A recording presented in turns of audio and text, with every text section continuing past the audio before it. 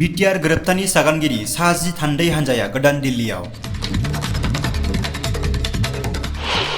गोरोबथानि दफा मावफुंनायखौ लानानै भारत सरकारजों सावरायो।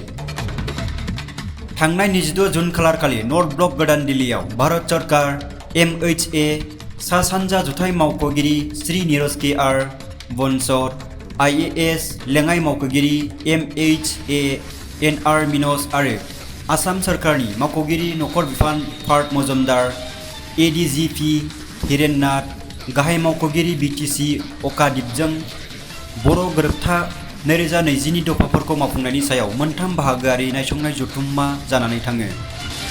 सागानगिरि आफादनि एबसु, UBPO आरो XNDB निफ्राय सा-10 सोद्रोमा थान्दैफोरा बाहागो लायो।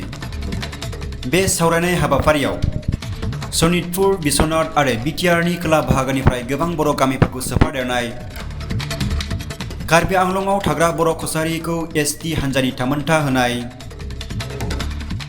TEC राभा हासं अट'नमास काउन्सिलनि BKWC गामि फोसावथाय, फरेस्ट आइन 2026 खौ बाहायथि खालामनाय, फरायसालि प्रभिन्सियेलाइजेसन खालामनाय, XNDB नि केस बोखारनाय, मुंख्लं नखरनो अनथोब होनाय, केडारफोरनो रिहेबिलिटेसन होनाय,